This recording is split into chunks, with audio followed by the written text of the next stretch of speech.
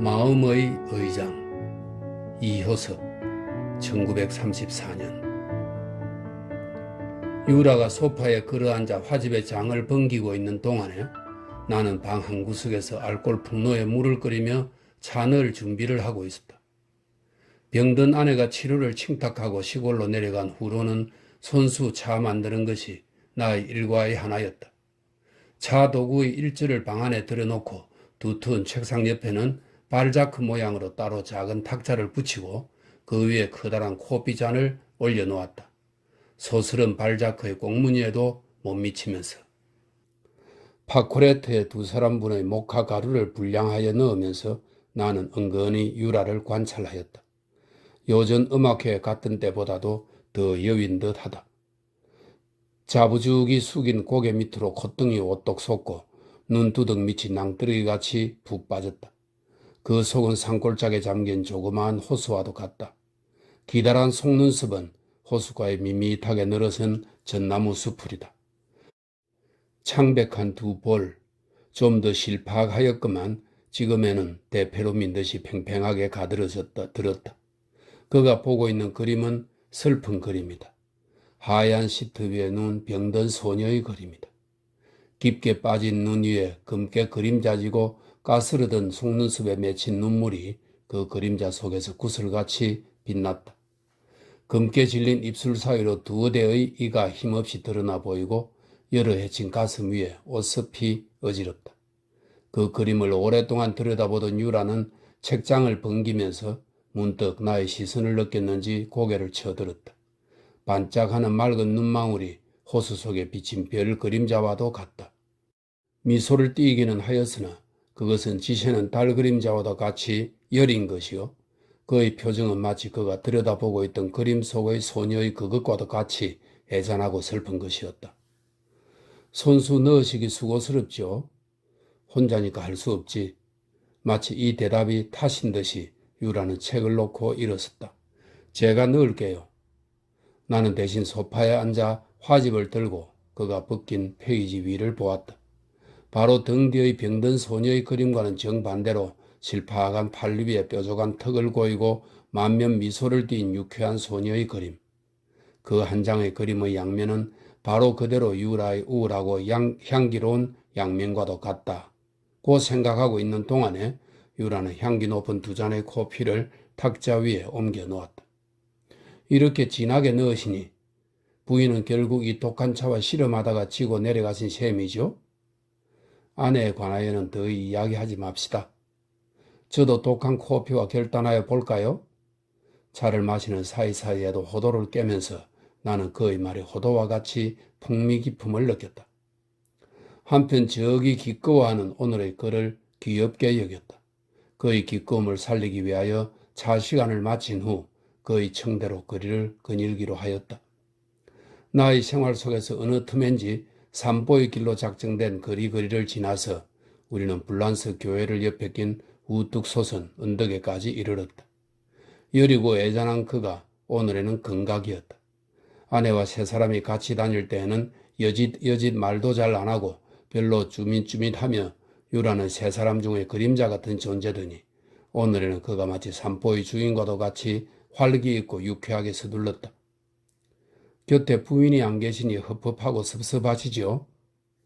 야유 같기도 하고 조롱 같기도 하면서도 그의 어성에는 슬픈 여음이 흐름을 나는 날렵하게 깨닫지 않을 수 없었다. 아이고, 오늘은 너무 떠들었나 봐요. 언덕을 내려가던 유라는 벼랑간 몹시 기침을 하였다. 손수건을 입에 대고 연거푸 쿨룩쿨룩 빈 기침을 지쳤다. 하얀 손수건이 볼 동안에 단풍같이 물들었다. 안 됐군. 어서 가서 주사 맞고 고요히 진정해 누워야지.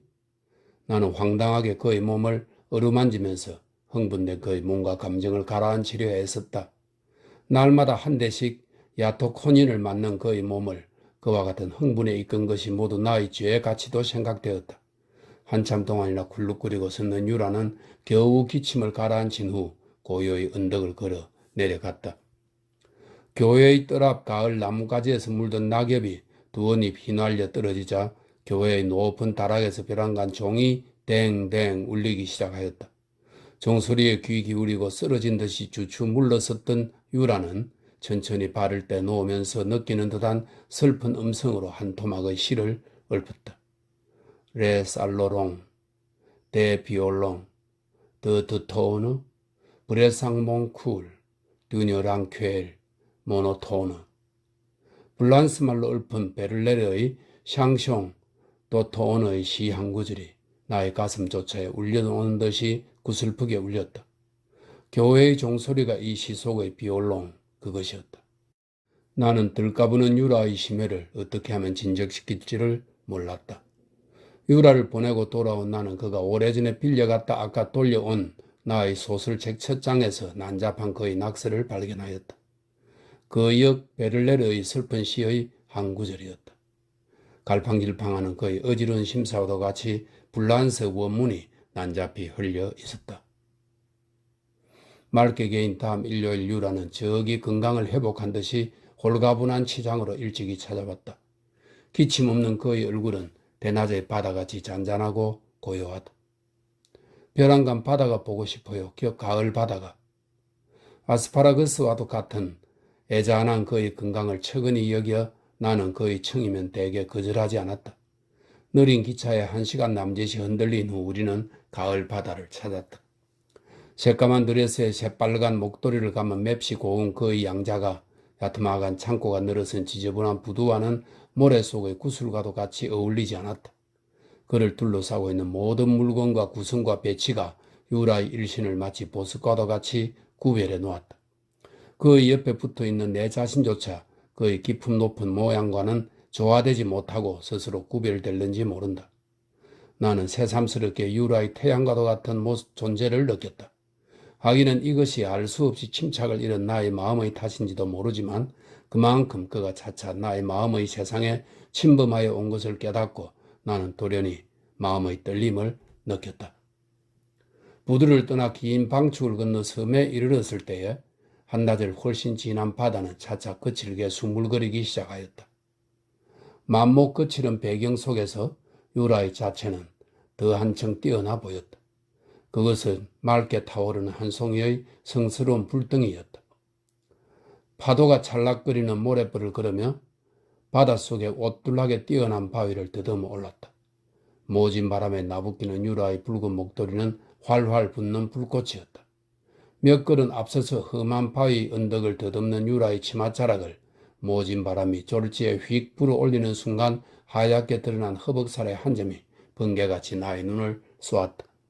그것은 마치 한숨의 향기와도 같이 나의 감각을 스친 것이었만 그리고 나는 그것을 본 순간 즉시 시선을 옮겨버렸건만 눈총 속에 들러붙어 한참 동안 지워지지 않았다. 검은 것, 붉은 것, 흰 것이 한데 휩쓸려 타는 유라의 불덩어리가 그대로 나의 마음속에 들어와서 나의 가슴을 활활 붙여 올렸다. 내가 우두커니 서 있는 동안에 어느새 벌써 바위 위에 올라선 유라는 나의 마음의 변동은 살피지 못하고 무심히 나에게 손짓하였다. 그래도 오히려 우두커니 서 있는 나를 내립떠보고 그는 드디어 짜증을 냈다. 안 올라오세요. 가을 바다는 쓸쓸해. 아 쓸쓸해. 그이와 나 같이 왔다면. 유라는 가끔 그이라는 명칭으로 그의 애인을 불렀다. 그러나 나는 아직도 그이가 실제의 인물인지 그렇지 않으면 다만 그가 가상하고 있는 꿈속의 인물인지조차도 모른다. 유라는 가끔 나에게 들으라는 듯이 큰 소리로 그이를 외나 나는 아직 그이를 본 적도 없는 까닭이다. 자칫하면 그이는 유라의 속산성품의 허장성세에서 나오는 가상의 인물인지도 모른다. 그러면서도 나는 이 한마디가 이제 불현듯이 나의 마음을 괴롭힘을 깨달았다. 질투에 가까운 일종의 불쾌한 심사가 솟아오름을 어찌할 수 없었다. 그러면 그럴수록 나는 몸이 더 굳어져서 그가 앉은 바위 위로 뛰어 올라갈 용기를 잃고 그 자리에 못 박힐 것 같이 어느 때까지나 서 있지 않을 수 없었다. 그날 밤 유라는 드디어 나의 꿈속에 들어왔다. 전에 없던 처음의 일이었다. 나의 아내가 있는 탓도 아니겠지만 나의 굳게 닫힌 마음의 문을 꿈속에서 일지라도 유라는 비집고 들어온 적이 없었다. 그러던 유라가 그날 밤 돌연히 나의 꿈속에 굳게 닫힌 문을 뚫고 나의 쓸쓸한 잠자리, 넓은 시트 속에 살며시 숨었던 것이다. 나는 깜짝 놀라 오독갑스럽게 이불을 차고 벌떡 일어났다. 가슴이 두근거리고 웬일인지 몹시도 부끄러워서 얼굴이 화끈 달았다. 밤중을 조금 지난 때였으나 그대로 새벽까지 허다한 생각에 나는 잠 한숨 못 이루고 고시랑거릴 뿐이었다. 이튿날 오후 거리의 아늑한 찻집에서 유라를 만났을 때 나는 아무도 없는 그 자리에서 숫째 그에게 그 꿈 이야기를 할까 하였으나 그보다도 먼저 유라가 그의 꿈 이야기를 끄집어낸 까닭에 그것을 기회로 나는 입을 다물었다. 전에도 선생님의 꿈을 안 꾼 바는 아니었으나 어젯밤 꿈 같은 것은 처음이에요. 나의 꿈이라는 소리를 듣고 나는 웬일인지 섬찟하였다. 간밤의 나의 꿈을 다시 생각하면서 그의 꾼 꿈은 또 어떤 것인가 하고 마음이 공연히 서성거림을 느꼈다. 꿈의 인물은 세 사람이에요. 선생님과 부인과 저와. 세 사람 사이에 마치 쇠사슬이 얽혀진 연극이 일어나요. 그 속에서 부인의 표정과 저의 표정이 제일 선명하게 기억에 남아있어요. 나는 그 꿈의 내용을 알 수 없이 무섭게 여겨 구태여 캐물이라고도 하지 않고 다만 그의 이야기에 조마조마 마음을 죄이면서 그 어지러운 심사를 넓히기 위하여 일어나서 축음기에 레코드를 걸었다.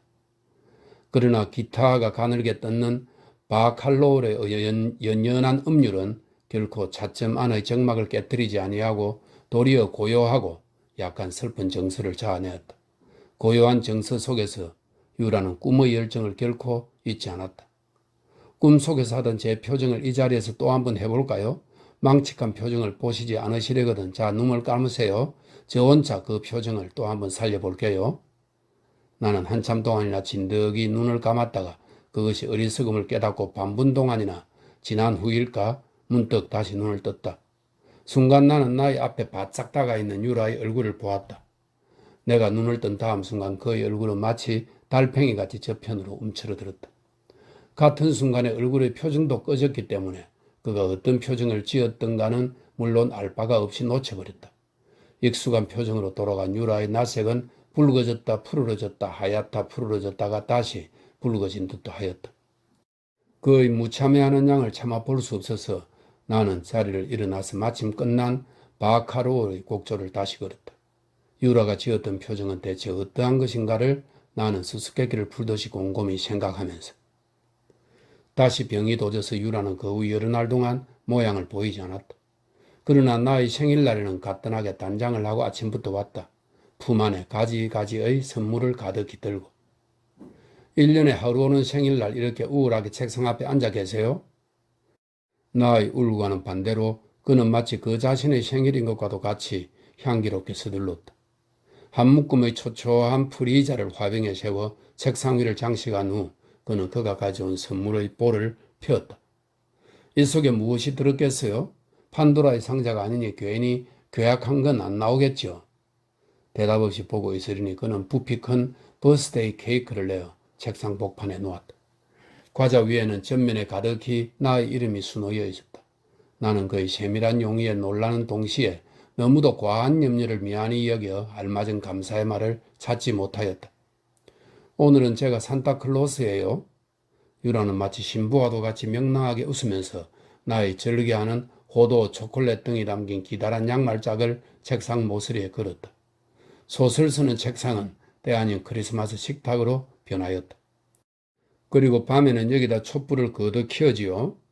하고 나의 수요대로 있는지 여러 대의 가는 양초를 내서 책상 위에 수북 세웠다. 책상 위에는 찬란히 빛나고 방하는 향기에 넘쳤다. 그러나 그렇게 고분고분이 날렵하게 서둘근만은 유라의 그동에는 그 어디인지 쇠약하여 허전허전한 것이 있음을 나는 민첩하게 살필 수 있었다. 얼굴은 핏기 한 점 없이 창백하였다. 그러면서도 그는 도리어 나의 우울을 체크하는 것이다. 아니, 왜 이리 나분히 기운이 없으세요? 기분이 좋지 않으면 잠깐 바람을 쏘이고 올까요? 나는 그것이 좋은 듯 하여서 곧 옷을 입고 거리로 나갔다. 가라앉은 마음을 유쾌하게 뛰놀게 하기 위하여 될 수 있는 대로 번잡한 거리를 걸었다. 악기점에 들러 양기로운 재즈를 들은 후 백화점에 들어갔을 때 유라는 의미 있는 듯이 내 팔을 끌어 찬란한 색채 사이를 뚫고 한 군데로 인도하였다. 무엇보다도 넥타이를 사셔야겠어요? 오늘의 우울이 모두 그 넥타이 죄라고 저는 생각해요. 자, 이 중에서 어느 것이든지 하나 유쾌한 빛깔로 고르세요. 나의 눈앞에는 가지각색 넥타이가 무지개의 폭포같이 드리워 있다. 그 속에서 내 비위에 맞는 침착한 색깔의 이것을 골랐을 때 유라는 나의 감식의 정도를 측은히 여기는 듯이 나의 옆 얼굴을 바라보며 넥타이도 하나 바로 못 고르시는 이가 소설의 여주인공은 어떻게 고르시노? 제가 골라드리지요. 우울을 없애드리지요. 소설의 여주인공을 침탁하여 은근히 그러니까 현재의 나의 아내 따위 밖에는 못 골랐지 하는 듯한 말 속에 뼈를 읽으면서 나는 그의 가는 양을 물끄러미 바라보고 있었다. 자, 어떠세요? 이거 마음에 드시죠? 마음에 드시면 이 자리에서 꼭 갈아매세요. 헝것은 주머니 속에 넣어두시고 진한 바닷빛 사이로 붉은 줄이 얼기설기 건너간 바둑판 모양의 넥타이. 그 속에는 유라 자신의 교양과 세련된 지혜가 은근히 나타나 있기는 하나 그렇다고 일률로 양기로운 빛깔도 아니라고 생각하면서 관로 속에 설명이 있습니다. 그것은 마치 유라 자신의 양면과도 같이 양기로운 반면에 슬픈 것이 아닐까. 나는 그의 귀여운 명령대로 그가 골라준 그 넥타이를 그 자리에서 갈아매고 헝것을 꾸깃꾸깃 주머니 속에 수습하였다. 다음 순간에 그것이 암시하는 의미에 돌연히 떨면서 꼭 어울리시는군요. 이제 버젓하게 거리를 거닐 수가 있잖아요. 그 역무심히 할 일은 없겠지만 그의 하는 말의 겹겹에 속뜻에 나는 짜릿짜릿하였다. 아내의 자태가 문득 머릿속에 떠올랐다. 그러나 새 넥타이의 한결 몸이 급분함은 사실이었다. 유리 맞다나 뭉쳤던 우울도 저기 지새어 버린 듯 하였다. 그러나 나의 제의를 물리치고 유라가 그의 수중으로 돈을 갚은 후 한 걸음 백화점의 문을 나왔을 때 나는 돌연히 놀라운 것을 발견하고 문득 섰다. 팔에서 떼인 적이 없던 그의 왼팔 시계가 오늘은 보이지 아니함을 문득 깨달은 것이다. 유라의 살림을 막연히 밖에는 짐작하지 못하는 나는 돌연히 이상스러운 것을 생각하였다. 자칫하면 이 넥타이도 아까의 버스데이 케이크도 꽃묶음도 오늘의 선물이 모두 그 시계 속에서 나온 것이 아닐까? 유라, 시계를 어찌하였소? 그까짓건 왜 물으세요? 나는 왜 우두커니 서셨다고요? 유라는 천년스럽게 말하고 나의 팔을 내끌었으나 약간 붉어진 그의 옆 얼굴을 나는 예민히 보아버렸다. 특별히 오늘만 왜 안 찬단 말이요? 시계가 벼랑간 싫어졌어요. 그것은 마치 저의 병을 일각일각 재촉하는 것도 같아서요. 그러나 그것이 물론 그의 영리한 변명에 지나지 못함을 아는 나는 그의 심정을 도리어 아프게 여기는 한편 미안한 마음을 금할 수 없었다. 쓸데없는 걱정 마세요. 시계는 집에 풀어두었어요. 그렇게 말하는 유라는 몹시도 헬쓱하게 보였다. 애잔한 몸이 허전허전하였다.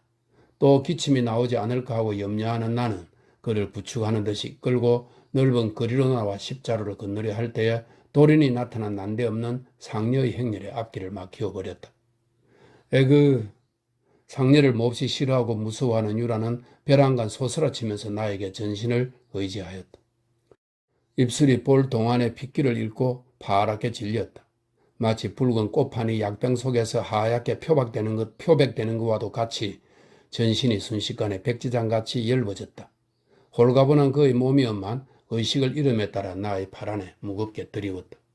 나는 불길한 상녀의 행렬에 침뱉고 황급히 지나는 택시를 불러 유라의 몸을 실었다. 그의 집조차 모르는 나는 하는 수 없이 나의 가난한 집으로 그를 실어왔다.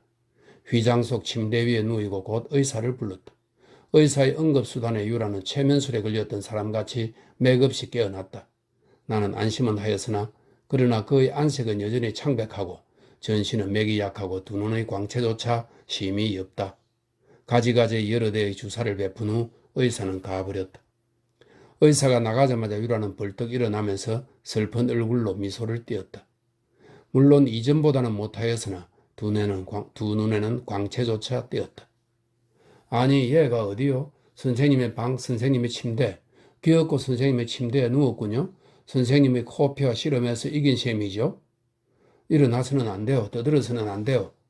나는 뛰어가서 그를 다시 침대 위에 눕히고 들뜬 그의 감정을 가라앉히려 애썼다. 상기된 그의 감정.